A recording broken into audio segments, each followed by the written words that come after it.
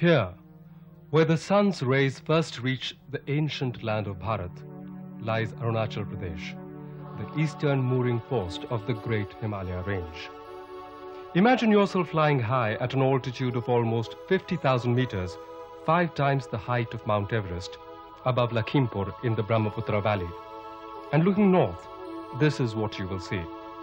On the far right, almost touching the horizon, is the immense solitary mountain, Namcha Barwa, 7,756 meters high. Geographically speaking, Namcha Barwa is the starting point of the 2,500-kilometer Great Himalayan Range. Here, at one of the range's highest points, the Brahmaputra has chosen to enter India. The gorge of the Yarlung Sampo, as the Brahmaputra is known in Tibet, is one of the wildest and least explored spots on earth. The main chain sweeps off the southwest in a splendor of dazzling peaks, Sari, Gorichan, Kangto, and on to the easternmost peaks of the Bhutan Himalaya.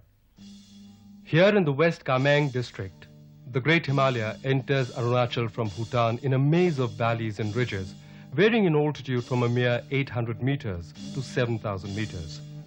The first great mountain on the range in Arunachal is the TheKangto Massif.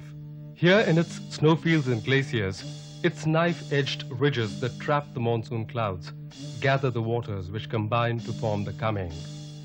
The Kameng, along with its tributaries, is the principal architect of the landscape of western Arunachal and one of the major tributaries of the Brahmaputra. Further to the east, the Subansiri and the Dihang, as the Brahmaputra is known here, gouge their way down the Great Himalayan watershed. The catchment of these rivers are clothed with extremely dense rainforests, for the large part unexplored. These forests are the reason for Arunachal's incredible biodiversity, home as they are to countless species of flora and fauna.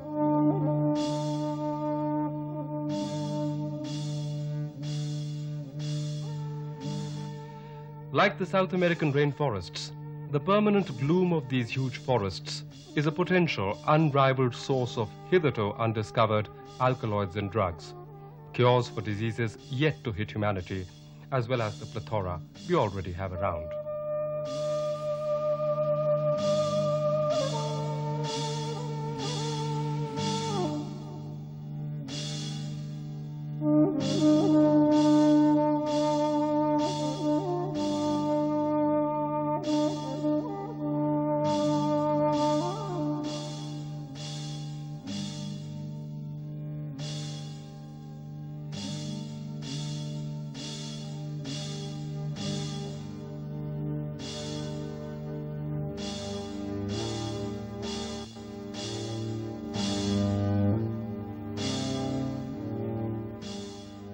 Like an artist gone crazy on green, Arunachal Pradesh is a riot of green of the tropical rainforest, a result of the heavy precipitation that this area receives. The lush forest is reminiscent of an Amazonian jungle, except that here it's transposed on a mountain slope.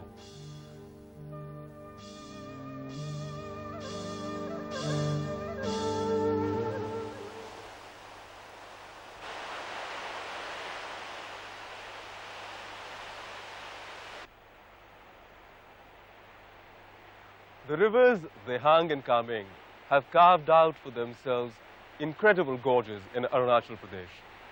This, coupled with thick forest on either side of the gorge, has made things extremely difficult for man. However, the coming of the suspension bridge, a Chinese invention, has made this formidable terrain accessible.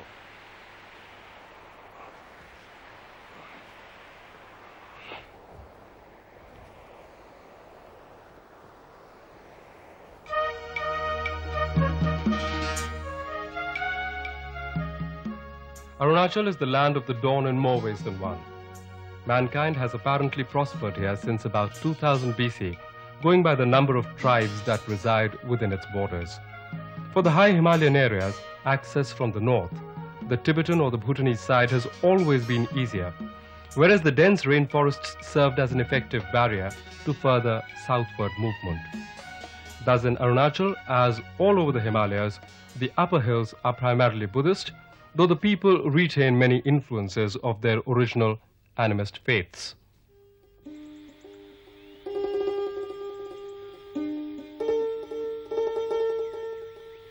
The rainforests of Arunachal are an incredible treasure trove of gene wealth. Hundreds of medicinal plants, probably as many more with as yet undiscovered properties, over 500 species of exotic orchids, some not found anywhere else in the world. Arunachal has a very unique importance in terms of its biodiversity resources, and it's included amongst the 15 global hotspots of biological diversity. Now, hotspots have their own criteria, but for a general understanding, it's to do with the species richness. Over 52 species of rhododendron, while insect species are nowhere near fully catalogued. A biodiversity, however, threatened by the loss of its habitat. The state's astonishing near 61% forest cover. Rapacious timber interests have already spread their net to Arunachal, as we see in today's Eco Watch. Contributing a lot to the unexplored state of Arunachal's forests are its leeches, which besides being longer than those found anywhere in the Himalayas, range up to an incredible 12,000 feet above the sea level. This is the famous tiger leech of Tawang, so called because of its coloration. Armed with extremely perceptive receptors, the leech is alive to the slightest vibration towards which it homes in. These tropical leeches belonging to the order Hemidipsa drop onto travelers from trees or bushes or climb their legs, find a pulsating vein close to the surface and fasten on. Their saliva contains hirudin, an important anticoagulant widely used in medicine. Capable of ingesting 3 times their own body weight in blood, the leech then drops off and seeks a cool nook, for it takes a couple of months to digest its feast. Leeches were used in traditional medicine for bloodletting and have been recently used in very delicate brain surgery in the West in order to relieve congestion from a particular area without any side effects.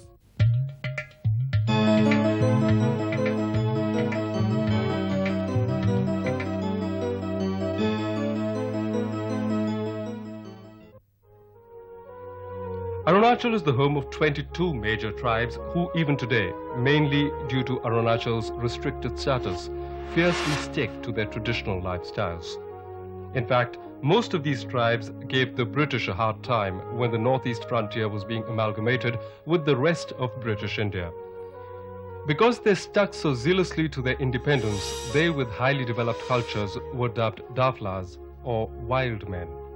Their extremely effective jungle warfare tactics and the Amazonian rainforests made this place the frontier of exploration throughout the last century.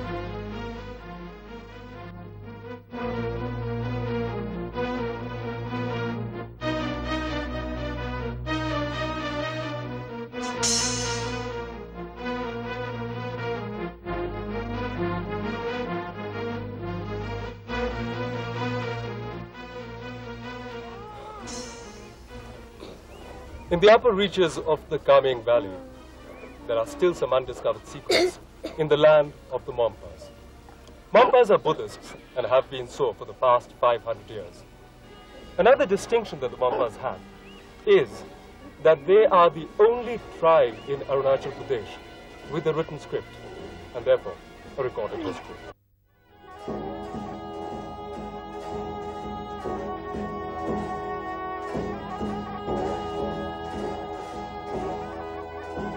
Here, in a small village monastery, young women with shaven heads are training to become Buddhist nuns.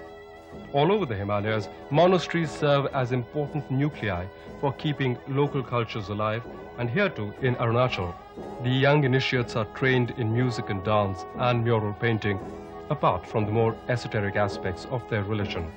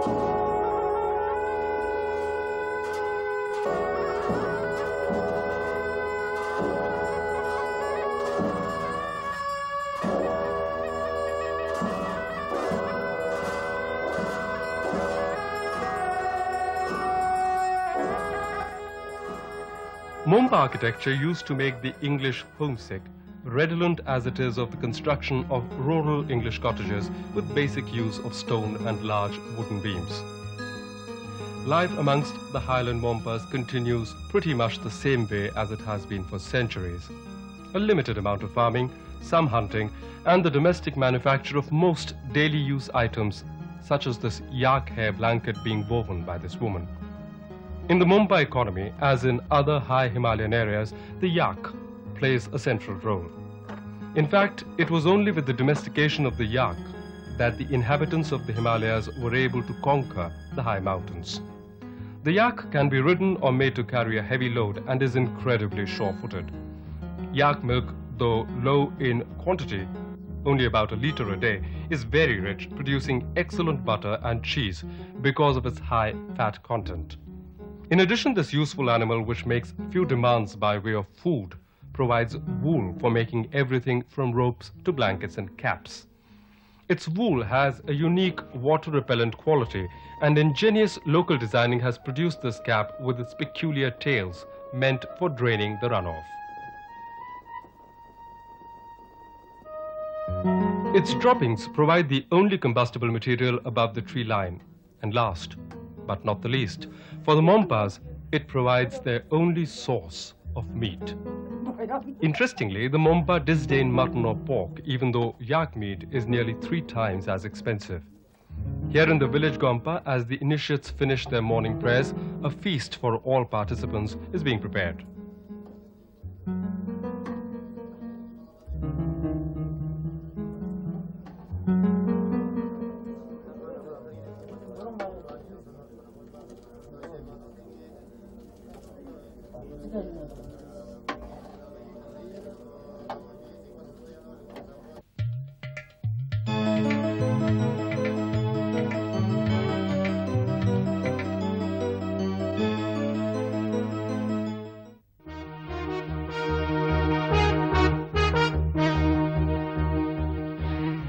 Truly, it is the Mompas who are a mountain tribe.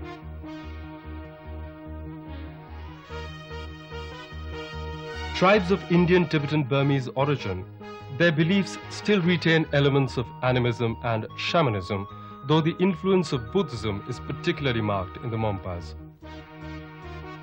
For the Mompas, the spiritual center of the universe is the historic Gompa at Tawang.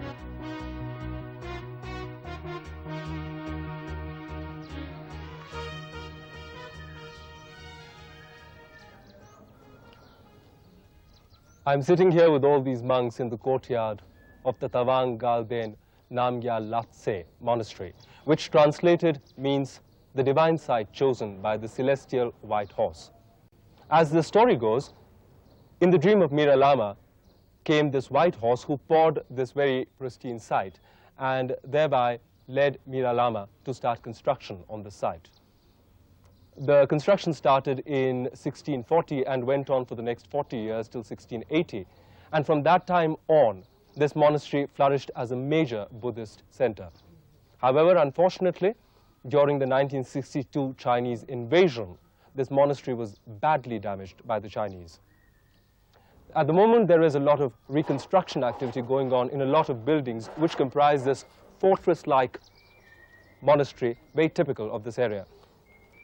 Another very important historical significance of the site is that His Holiness the Dalai Lama crossed this way and stayed here for a night in 1959 when he was fleeing from the invading hordes. Framed by 1,000-year-old tusks, the altar conceals the image of the goddess Kali. Its tantric emanations are so strong that the idol is viewed only by the chosen on select occasions. Elsewhere in this dark chapel, priceless art treasures crowd one another.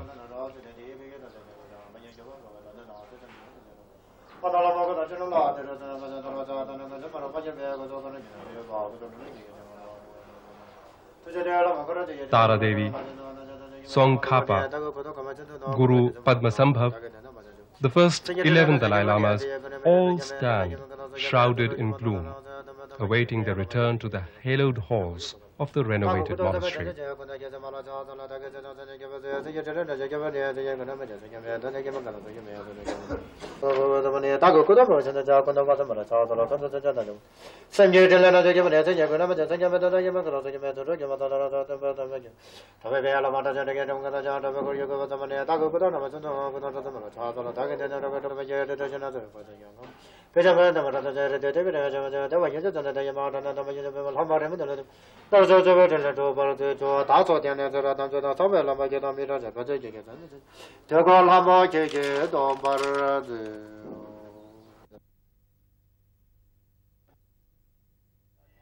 Unlike many monasteries in Ladakh and Zanskar, Tawang is vibrantly alive in this modern age.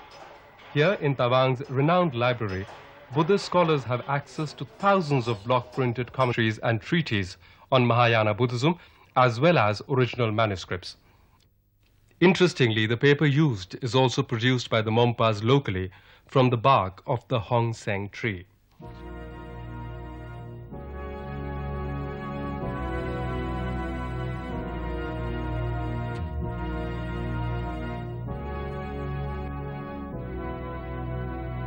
In another corner of the vast monastery, a very contemporary scene is in progress amidst very exotic surroundings. Young lamas are giving an examination. This is no internal monastery exam, however. These students are sitting for the state secondary school examinations. Their model behavior ought to serve as an inspiration to students in other parts of the country, especially where exam centers are more like war zones. Here the examiners also seem equally involved in the proceedings. In one corner, nutritious butter tea is being prepared for the examinees.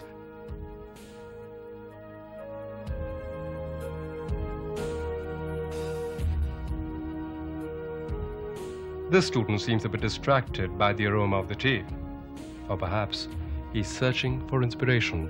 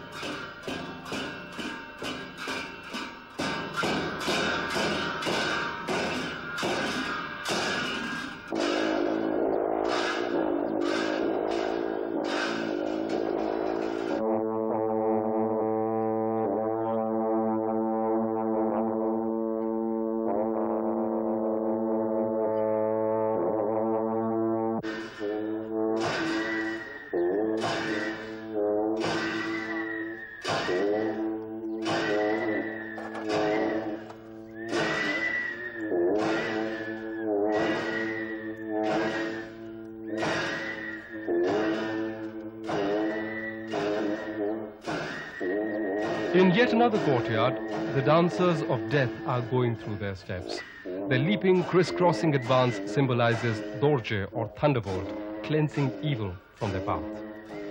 The masks with 5 skulls arrayed on the crown remind the pious observer of the transience of all life and exhort him to perform good deeds in this lifetime. Likewise, the red and blue colors serve the same admonishing function in the dances. The eerie-sounding whistles are built into the masks, providing a spine-chilling counterpoint. The dancers follow the strict code given in the book written upon handmade paper, produced in the Gompa itself. Before the dance, the rules are read out. These rules indicate the movements, gestures, tempo, as well as the usage of costumes and props.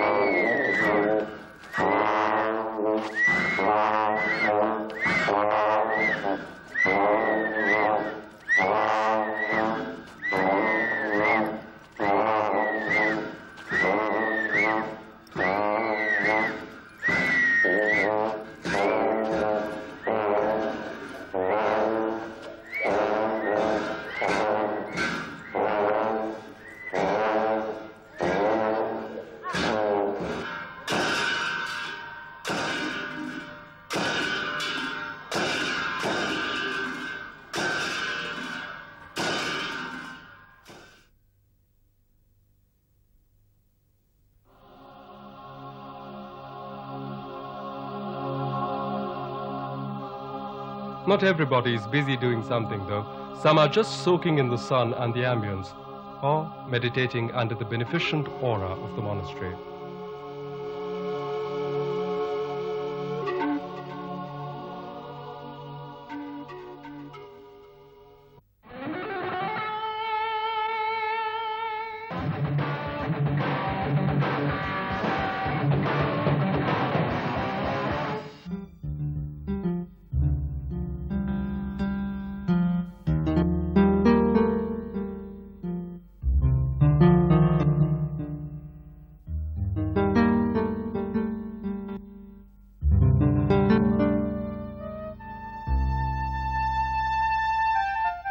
The most striking feature of the Arunachal ecosystem is that at altitudes varying from 500 meters to 7,000 meters,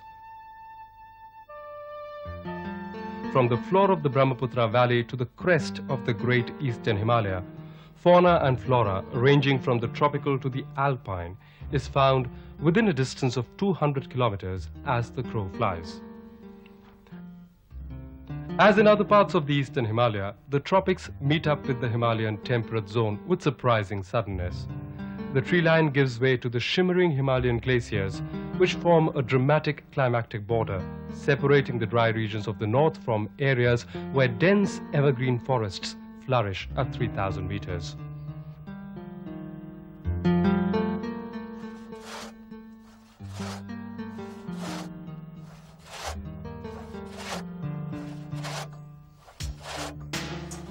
However, these great forests are under increasing threat from rapacious timber interests. A large number of wood-based industries like plywood and veneer mills have mushroomed in the state in the last 4 years or so.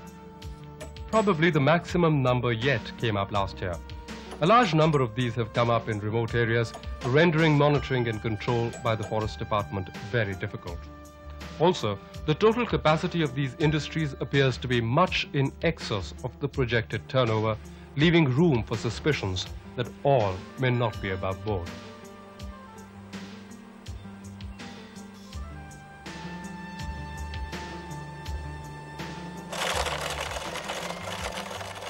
Increasing local populations, migration from the plains, roadside labor, etc. are all doing their might to contribute to deforestation.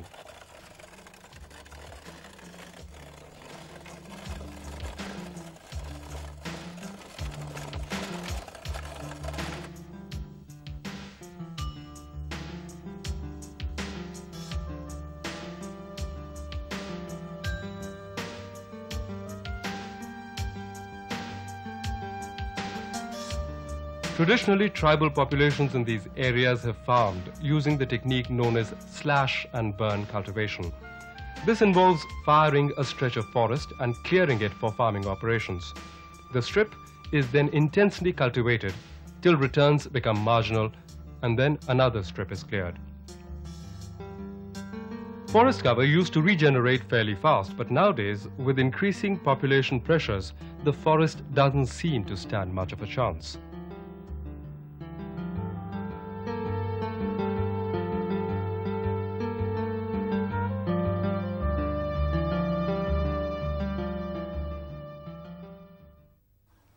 Deforestation has to be put up in proper context, because one way to see it is that one who has the resources can only exploit it.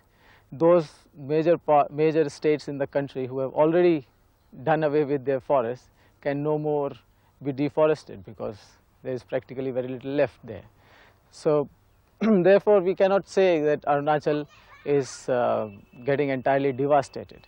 What we can say is that the rate of removal of forest cover is much higher and increasingly going up in Arunachal Pradesh over the years. As the excess is coming up, more roads are coming in, means of transportation are coming in, market resources are coming in absence of other major areas where the forest cover was in the northeast. Now more and more industrial pressure is on Arunachal Pradesh, because that's where the resources are. Like the enchanted forest of the fairy tales, Arunachal forests are full of medicinal herbs with magical properties.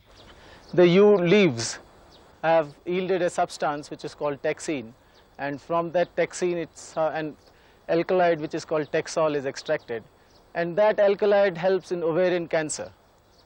Now, without realizing that if we harvest leaves in a sustainable manner, people have gone in and out right to defoliate the trees as much as possible, and that has led to extensive damage. So much so that we had practically spent half a day around Tawang and couldn't locate a good patch of trees where we could see the trees. In Arunachal Pradesh, the situation is extremely critical, and over the past few years, hundreds and thousands of tons of Texas bacata have been extracted. In 1993, the state cabinet had banned the extraction of Texas bacata. However, in spite of the ban, the extraction continues unabated. The disappearance of the forests involves the extinction of many plant and animal species, including the tree-clinging orchids.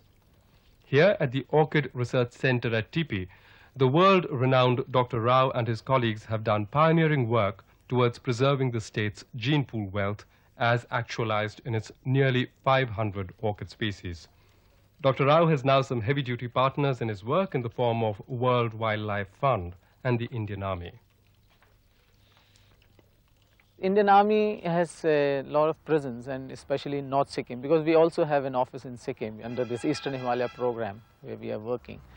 And we have an exclusive program with Indian Army. It's called WWF India Army Biodiversity Support Program. And that program is basically meant for crisis management, for rehabilitation of endangered species. Because even if you have a protected area, sometimes it's not protected practically, because it's only on paper that there is such a big legal framework. Whereas army cantonments and establishments are still well protected. There is no infringement in them. So what we are trying, and they are spread out on all the biogeographic zones of the country. So what the concept is that if there is any species or a set of species that are mainly flora that's really getting pressurized in its natural habitat, try and rehabilitate in the army cantonment, so that at least the genetic resources are there.